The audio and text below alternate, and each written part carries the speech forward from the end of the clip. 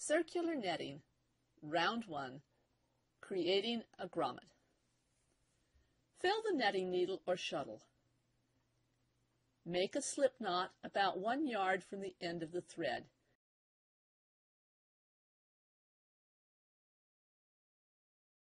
Be sure it slips on the loose end tail and not on the thread from the needle.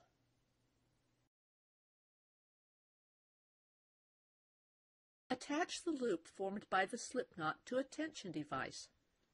I will use a cord as my tension device.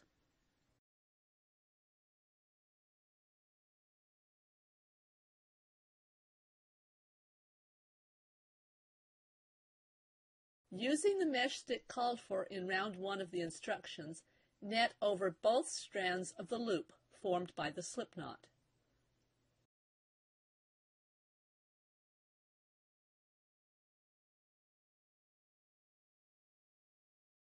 Place the knots on the loop side of the slip knot.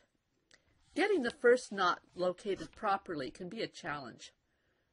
Take it slowly. There is no rush.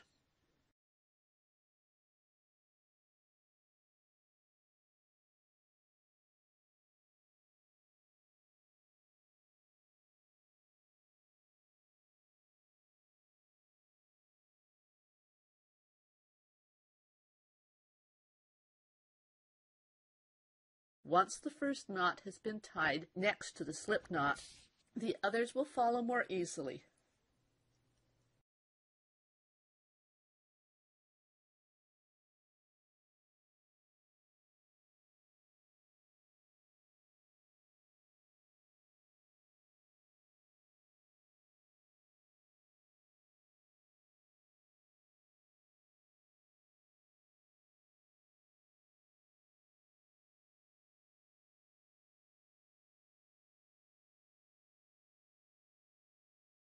Net 1 less loop than the instructions for round 1 request.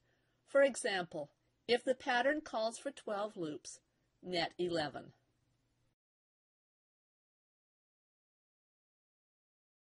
Remove the netting from the tension device.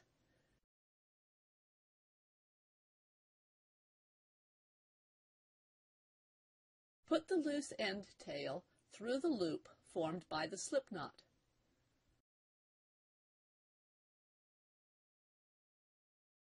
Remove the mesh stick from the loops. Pull the tail and gently move knots along the slip knot loop. Gradually reduce the loop formed by the slip knot. When the loop completely disappears, keep moving the knots surrounding the center and continue pulling on the tail until the center is as small as possible. Be careful not to snap the thread by pulling too hard on it.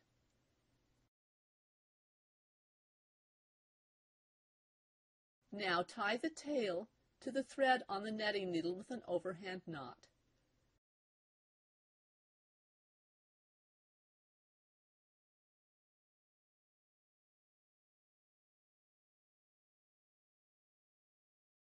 Before tightening the knot, make sure it is resting firmly against all the other knots net around the slip knot loop. Now tighten the knot.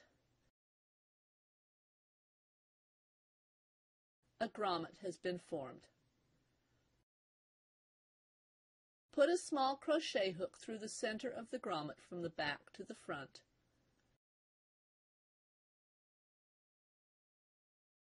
Catch the thread or ribbon part of the anchor with the crochet hook.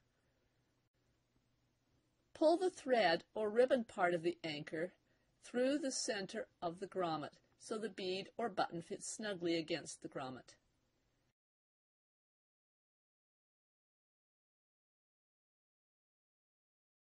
Attach the thread or ribbon part of the anchor to a tension device.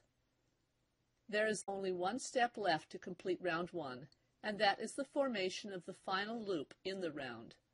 To learn how to form that loop, watch the video Ending a Round.